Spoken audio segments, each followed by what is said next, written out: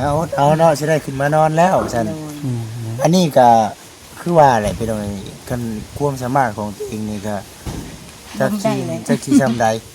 บ่จิตเองก็คือกันบ่ว่าแต่แล้วบ่คำก็จักสิได้นี่หรือบ่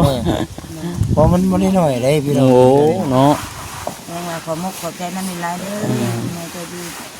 ในวิลาซักกับแม่นอนตรงนั้นก็ท่านได้รวมคิดในใจก็ขอให้เอื้อคนแล้วก็จะมีแต่ความทุกข์บ่ให้มีความทุกข์มาใส่ในครอบครัวนั่นเอง6คูณ7บ่เพิ่นนี่6คูณ76คูณ7เสานี่น่าจะ15บ่นี่น่ะเสาหน้า15เลยนะ15ได้นี่เนาะเสาหน้า15 12ก็ได้เนาะก็ดี15ก็ได้เพิ่น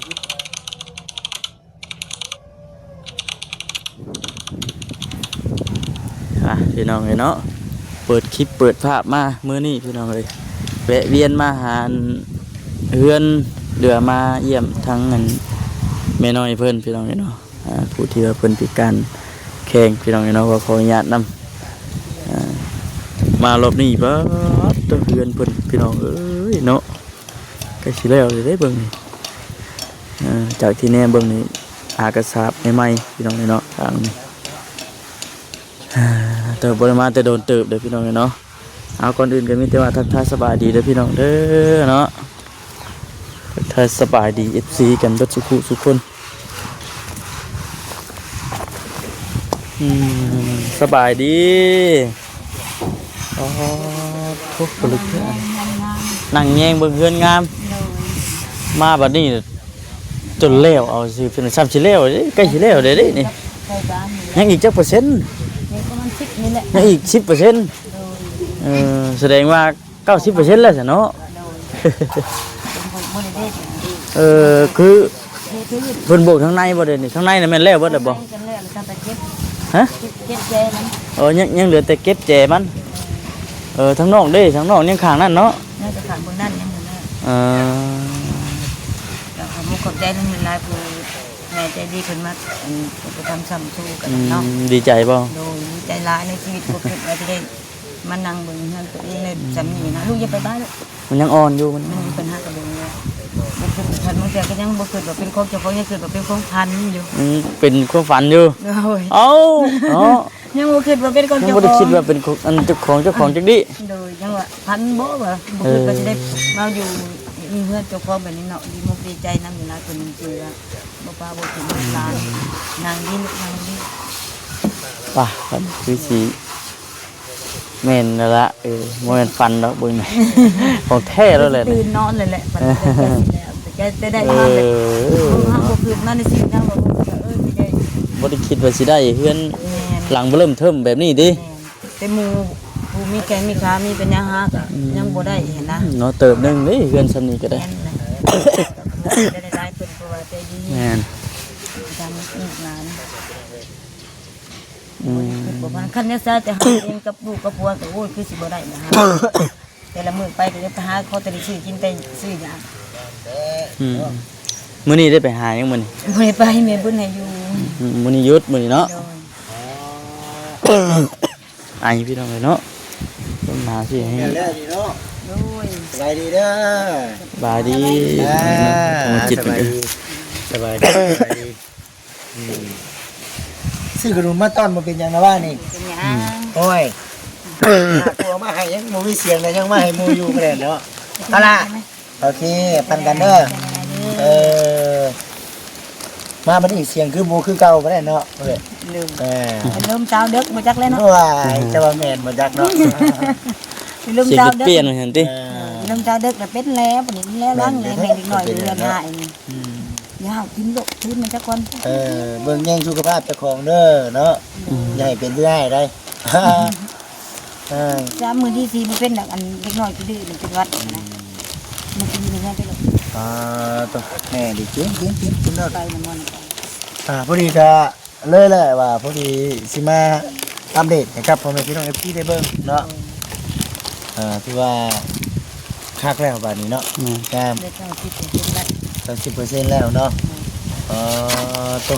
บริคิดเนาะบอกบริคิดบริหารว่าสิได้มาเบิ่งเงินเป็นความสุขของ เพื่อนตัวเองเลยนี่จะช่วยไปยังเนี่ยเนาะ เดี๋ยวเรายังคิดว่าฝันอยู่ตอนนี้ พันแล้วบ่คิดว่าสิได้มานั่งลงว่าเป็นความสุขของว่าบ่คิดว่าสิมีแม่จะได้เพิ่นมาทำคำตูเนาะบ่พันบ่คิดจริงนะบ่คิดว่าสิได้ที่มันเป็นแบบชีวิตเปลี่ยนแบบนี้นะเฮาก็จะเกิดมาก็มาเป็นแบบนี้แล้วล่ะมีแต่ความหวังว่าตาสิให้นั่งเลี้ยง แม่ เงินหลังเดียวกับได้สิล่มทำ สิลมเลยดิ พวกก็กินนะ เดี๋ยวเอาเนาะสิได้ขึ้นมานอนแล้วฉัน โดย อันนี้ก็คือว่าแหละพี่น้องกันความสามารถของตัวเองนี่ก็จักสิทำได้บ่จิตเองก็คือกัน บ่ว่าแต่แล้วบ่ฟังก็จักสิได้นี่หรือบ่ เพราะมันบ่ได้น้อยเลยพี่น้อง โอ้เนาะ แม่ว่าขอมกขอบใจนั่นนี่หลายเด้อแม่จะดีในในวิลาซักกับแม่นอนตรงนั้นก็ได้ในเรื่องคิดในใจก็ขอให้เอื้อคนแล้วก็จะมีแต่ความทุกข์บ่ให้มีความทุกข์มาใส่ในครอบครัวนั่นเองแม่นอนไอ้งวนแล้วก็ไอ้ที่แล้วก็ไอ้พัดไอ้ขอทอนที่ว่าเพิ่นมาซอยลูกซอยร้านเฮ็ดเงินอีกทางนี่แหละที่ว่าสิ่งใดเป็นของเพิ่นก็ขอให้จับคืนหาเพิ่นได้ที่มีคนได้หับดีๆเพื่อทุกอย่างเนาะเป็นเคยเลือกพวกเขากับเป็นจางการทุกอย่างเลยยิบพ้นจากความถูกข์ความยากไปบ่หายมีจำมีมาจองมาดึงคนอยู่บ่เจ็บหายเป็นบ่หายมาวนมาไว้นั่นอย่างดีเนาะการที่เราอะไรนี่เจ็บเด้อก่อนจะเจ็บได้ ว่าตั้งใจปรารถนาเนาะสมพรปาก ก็ขอไว้พรแต่ว่าก็หายคือตาหาความมาแหละความว่าที่ผ่าน แม่น บางคนทำผิดพลาดได้ เอาแล้วพี่น้องเอ้ยพอตัวคือว่างามเนาะงามคักไปพี่น้องเอ้ยเดียว คือน้ำมุกน้ำใจเพิ่นนั่นแหละ แนวมันบ่ได้เดียวสิมาลมน้ำเดี๋ยวไปเบิ่งช้างเพิ่นวิทย์ก่อน ไปเลาะเบิ่งบ่ ไปเลาะเบิ่งว่าเฮือนเพิ่น ทางในมัน อยู่ในลักษณะแบบใดเนาะ เป็นแต่ภายนอกคือได้นี่ทางในยังบ่ทันได้เบิ่ง แม่นเบิ่งอยู่ในคลิปบ่คือเบิ่งตัวจริงเนาะไปก่อนเด้อเด้อมาพี่น้องตามมาอ๋อตู้ผักแม่ดีเนาะโอ้พื้นเนาะยังไม่ได้ทีนี่แต่แล้วผักแม่แล้ว ฝืนยังบ่ทันได้เทเนาะทางนี้ อ๋อ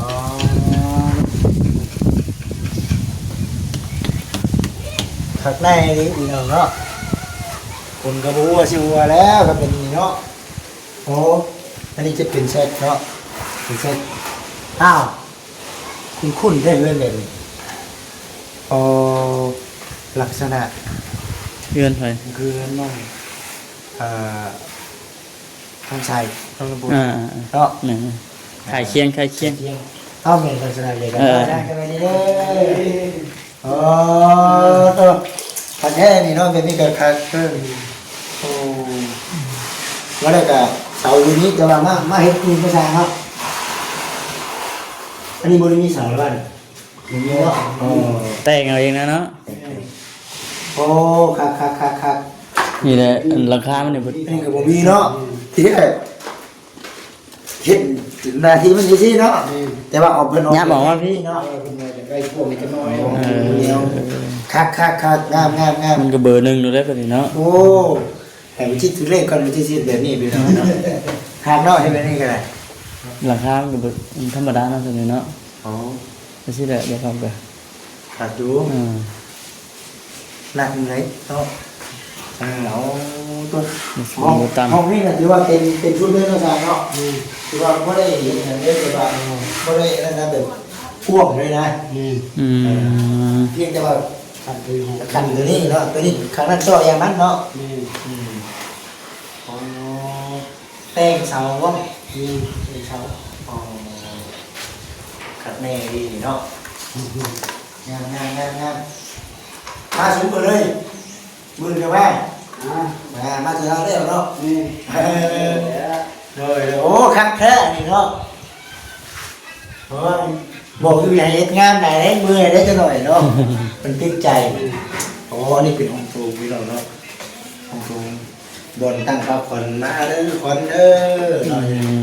โอ้มาห้องนี้ครับผมว่าประกันนี่เป็นก็ผู้จัดการเนาะของมันก็มีเนาะ มันแบ่งของ ข ทำกันเลย ผู้ดีเลยเอ้าใช่ไหมดิสบายดีปันกันโน่นนี่เนาะกันห้องกันเลยนี่คนละห้องเนี่ยโอ้ต้องมีได้ค่ะคนละห้องเนี่ยขัดแก้เมื่อยนี่เลยโอ้กับเมื่อยอยู่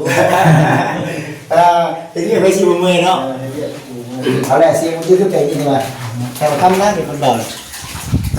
รับมีใช้ทั้งไหนดิเนาะก็จะลองจะรับทั้งไหนบ่ โอ้ยคอเมียนอนคือมือได้ก่อนเลย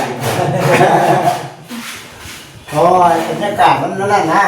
เปลี่ยนอากาศ อากาศมันหนาวบัดร้อนกันก็เดียวบัดหนาวกันหนาว ว่าสิรอดไปได้โมรอด บ่คำวิทย์แล้วบ่คำช่วงหลังๆเนี่ยโอ้ทรมานต้มน้ำร้อนกินผู้มื้อตอนเช้า ยังไม่กินข้าวน้ำมัน โอ้ต้มใส่หม้อกากินผู้มื้อตอนเช้านี่ เป็นโรคประจำปีกินปูมาแล้ว เป็นไข่จะมินน่ะเป็นไข่อะไรแต่ช่วงไข่เป็นเลี้ยงตีบ้านนี่นะคือว่าพากันมาแต่ให้แต่หน้าคุณบ่มาลงมาไม่ใช่ไง โอ้ยป้าเรื่องบ่เตียงนะ โอ้ป้าเล่นเสียงโอ้ แม่นก็ละลงมา ระดับมือกะ ดัง มือ เอา ไว้ ลง เอา มา เมื่อก็ขี่รถมาเองก็ละที่ ขี่จังมาพี่เลย จ้างไปเลย เออ เก่าก็เที่ยวเอาแล้วไม่ได้มาเพิ่นนี่ อืม บาทและ เออ ของเขาในแบบ บางทีเพิ่นมาหลังเนาะ สองชั่วโมงบาท 2ชั่วโมงก็ฮอด คอยเข้ามาเนาะ ก็เล่นธรรมดานี่แหละ อืม มันก็เล่นไว้ญาติเนาะ เดี๋ยวไปใส่ไปมาแหละ คนนะ เพราะว่านัดสบายคักทำงานนะ งามบ่ งานเฮ้ยเนาะ งามบ่รู้ งานแรกต่อไปข้างหน้าได้เห็นเช่นชุดเจ้าด้วยมือเจ้าแรกต่อไป เพิ่นติดใจได้เป็นได้ ติดใจก็ อดทนเฮ็ดได้อยู่ เขามีงานเห็นเนาะ จะมีงานเฮ็ดนะ เห็นงานตัวนี้ห้องงานนาเห็นหน้าเลย งามนะเฮ็ดนะ เอาลายเนาะเอาไว้เช็คเงินน่ะ โอ้ยโอ้ยเวลา คนมาทำเองก็ทำอะไรก็เลยว่าหยอกกันเนาะ ต้องชื่อยืนชื่อกินได้แล้วชื่ออย่างลูกเหมือนเท่ากิน แหน่ไม่เห็นบ่ได้เนาะ เรียนก็ได้ไป พอได้ใส่พอได้จ่ายไปซั่นเนาะ ใส่ในใจ แหน่ไปสบายเนาะก่อนเด้อเนาะสบายแล้วนะสบายโอ้คักนี่จะเป็นออกประตูเพื่อนครัว โอ้ นี่ โถงตัวนี้จะว่า น่าจะเป็น ในอนาคตต่อไปแล้วว่าเราสิก็ออกหนีไปจากบ่จิตเนาะ คักไปดีเท่าครับ อืม คำมันพระไทยกลางๆเนี่ยที่เจ้าอยู่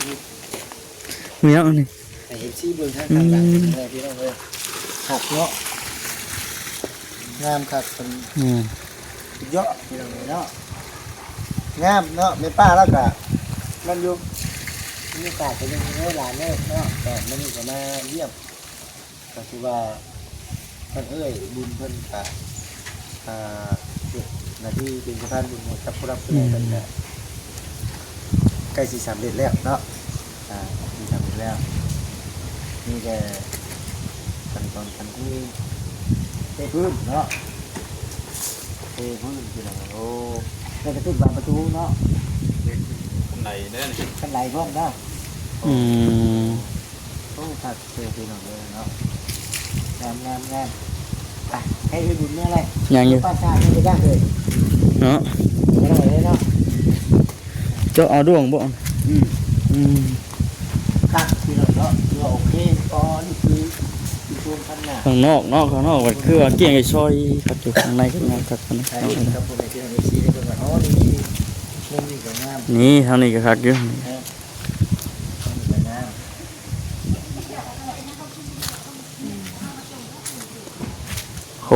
6 คูณ 7บ่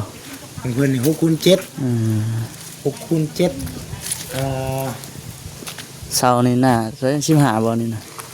เสาหน้า15เลยนะ 15นี่เนาะเจ้าหน้า15ก็ได้เนาะ15ก็ดี15ก็ใหญ่กว่า12เนาะแม่นนี่เนาะ กระบน้อยกว่า16 แม่น กระบใหญ่กว่า16นะลิ เอาไงสบายดี สบายดี โอ้ยเราดีแล้วมื้อนี้เนาะได้มาพ่ออยู่หน้างานมาเยี่ยมเพิ่นก่อนว่าซั่นบ่ได้มาเพิ่งเติบเลยคักดีเนาะ มากันนี่เนาะบ่ได้มาหากันกดมานี่จ้ะ 3-4 มื้อกะไว้ ประมาณนั้น กะ เนาะ ไว้นี่ อันน่ะประตูมีเบิดละ ยัง ยัง ยังบ่มีบานประตู มีบ่ถึง อืมบานประตูกันยังบ่ทันได้ราคาสร้างอันนี้นะครบบ่แล้ว ยังได้อุปกรณ์นี่ซื้อ นี่ยังแต่บานประตูเนี่ยพวกไล่พวกกรอนค่าสร้างที่บานประตางประตูเนี่ย แต่มันได้เนาะ คิดไว้รู้แล้ว10,000ถ้าที่พวกคิดข่อยกับบ่กลัวเด้ทั้งค่าสร้างทั้งบานประตูไปลองไปถามแล้วเช้านี่บานใหญ่นะใบละ500,000พุ่นน่ะแบบจะมีอีกแบบหนึงน่ะ400,000แต่ว่ามันเบิดแล้วยังแต่500,000น่ะประตูน้อยอันตัวหน้าต่างเนี่ยใบ1,300,000คันว่าตัวเป็นล็อกนะคันว่าตัวแผ่นเดียวกับ1,600,000 ทำแผ่นเดียวนี่สิแพงกว่าเนาะ แม่นแพงกว่าแพงละ1,600,000 มันเป็นไม้ใหญ่แผ่นเดียวได้พี่น้อง แม่น แต่ก็มันก็ดี มันสิบ่มันบ่แตกเนาะอันนั้นมันสิแตกได้บ่ได้เหี่ยว แต่ก็เพิ่มงบเขาอีก แม่ อันนี้ก็เฮาก็จักสิว่าไง อิงตาม แต่คุณยังก็สิ อิง ว่า ตามงบอิง กั ตาม น ง มี บ ก็มีคันบ่มีก็บ่ได้ใช้ ใครสิบ่อยากได้ของขัง แม่ เนาะ น เฮาก็เอาตามงบตามประมาณ แม่น ตามทางคุณยังเพิ่นว่ามาเฮาก็ได้คันเพิ่นให้มาเพิ่มเฮาก็ใช้ให้คันบ่มีมากก็บ่ได้ใช้เนาะ อ่า ตามนี้แหละเฮาก็ได้ นี่แต่ว่าโอ้ยชำนี้ก็ดีแหละแต่เนาะโอเคแหละชำนี้ อันนี้ก็ดีคันบ่มีก็ยังใครกว่าเพื่อนเก่านะ หาแนวอื่นมาเติมใส่ก็ได้ตังกะซีบ่ตอกใส่ก็ ต้อ ได้ งแอมใส่นี่ติปิดบังไว้ ลายเพื่อนอยู่ได้ที่ว่าบ่มีประตูพระเจ้าอันเอาผ้าตังยัง อ่า ผายางพี่ก็ได้ จำเป็นแล้วมันบ่มี ตัวเฮาก็คือเฮานี่เป็นสะพานบุญตุเมียนอยู่คันว่าผู้ใหญ่เพิ่นให้มาเฮาก็ได้มาต้อนเนาะให้เพิ่นบ่ให้เฮาก็บ่ได้มา แต่ เพราะว่าเฮาก็เอาเงินเพิ่นมาซื้อเด้เฮาก็ได้ แต่ก็พังครับแนะนำเพื่อนพ่อเดี๋ยวเราเอาแบบใดนะ เด้อ อ่า ที่ผู้ใหญ่เพิ่นแนะนำมาเฮาก็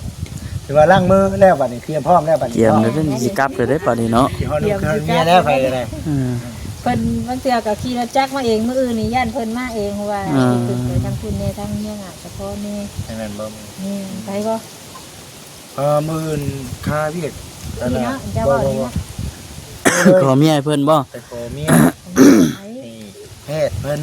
ประเทศโอ้ บ่จะเด้ โอ้เพิ่นเอาเมียบ้านไหนอ่ะนะ บ้านบางแนว ทาง ทักเขต ขึ้นทางเวียงพุ่นน่ะเนาะ เป็นหารถน้ำพร้อมแน่ โอ้ แน่เฮาจังว่าเข้าไปแล้วงานนี่ให้มันแล้วว่าจังไปบ่แล้วจ้ะ ถ้าสิไปก็อย่ามันค่ำเนาะ แม่บ่ยาแล้วบ่ได้แบบเดียวนะ มื้อหน้ามื้อใดเฮาว่างเวียกพุ่นแหละเพราะว่าทางเอ้ยน้องนี่มันก็บ่ทับปะบ่ได้เพิ่นหาเฮาเลยเด้ เลยว่าบ่ได้มีโอกาสบ่ได้คันสิไปนำอยากไปนำอยู่ทางเมืองเฉพาะครับบ่เคยไปคือ ไป อัศพล ที่วันนี้ได้สิได้ไปตั้งเพื่อนไปจ้าคุณกัน คุณนะ เนี่ยแต่ว่าขึ้นไปเบิ่งก่อน โอ้ดีๆเลยมี เห็นทางผู้ใหญ่เพิ่นก็อยากว่าซั่นแหละเพิ่นก็ได้ จบจากนี่ไปต่อพุ่นโอ้ยดีทางผู้เก่าอีก บ่สร้างบ้านทำบ่ได้ไปมันไกลรับส่งบ่ไหวเพราะว่าไปฮอดพุ่นมันก็ไกลเด้คันเฮาออกจากบ้านเฮามัน8:00 นสิฮอดพุ่นมันก็10:00 น บัดสร้างบ้านเขาบัดเพื่อเฮาไปฮอดเขาเฮ็ดเลยเนาะ เนี่ย อ่า เอาอยู่ในหั่นแหละให้เพิ่นเฮ็ดเลยนะ สร้างในพื้นที่เลยเนาะ นี่เราสิไปคุยเรื่องนี้แหละว่าสิได้ตั้งหรือบ่ได้ตั้งก็หรือว่าจังไดก็ตามไปตามไปนำกัน ไปตามบ้านเขาไปเนาะ โดย นั่นแหละ ตามไปผมเลยไปนอนบนลิฟต์นั่นแหละบ่ได้ไปลงน้ำไกลโพด นอนบ่ได้ดอกช้างบ้านเฮาว่าเพิ่นอยู่ไห้อยู่หน้าเฝ้าหัวเฝ้าสวนเนาะ หาดวงตา เอาแล้วนี่ก็โอเคแล้วพี่น้องเอ้ยเนาะ โอ้ยหาใส่ได้เด้บ่ คักเนาะโอ้ยดีใจรำได้แม่น้อยเอ้ยเนาะ ไปเองมาขอบใจหลาย ไปซั่นมาจิตให้เดี๋ยวไปสิขอโทษเด้อวันนี้เด้อ อ้าวจะดีแม่นในทางปลอดภัยเอ้ยโดย เอ้ย เดี๋ยวคุยกับเพิ่นนิดๆหน่อยก็สิกลับคือกันนั่นแหละอ่า ไปสร้างเฮา เป็นพร้อมครับ ป้ายบาทเลย ๆกลับบ้านเฮาได้เฮ้ย บ้านเฮาแล้วบ้าน พอจูได้บ่ สิออกไปจ่ายอันเงินค่าอันนี้ กระชายบ่ อันนี้ แส บ่ นหลุดมันได้เนาะ 6แสนนี่น้อยสิก็ได้ เนาะ นี่อันนี้เลยพี่คนนี้ก็ได้ จะได้หามาบ่ได้ เป็นบ่เป็นอีกนิด เป็น เฮ็ดบ่เป็น เอา อีก แล้วเนาะ กันอันรถใหญ่บางอันเอาพูดมาเมื่อบัดคนละเคยมันกันยังมันรถใหญ่เนาะรถ น้ำมือแหละน้ำมือแหละที่เราเดี๋ยวนี้เครื่องคองเดี๋ยวนี้เนาะบ่ขึ้นตัวเก่า แม่นหั่นแหละ ตา ตาย เชื่อเราทางปลอดภัย ไปตามหลังเมื่อนี่ก็ได้ คอยเมื่อตามหลัง บ่ได้แม่นแปลไปว่าสิไว้เนาะ เพราะเรื่องมันหนักมันหนักเลย มันเงียงเนาะ มันเงียงมันเงียง เพราะว่ามันจากเงินเละในนี่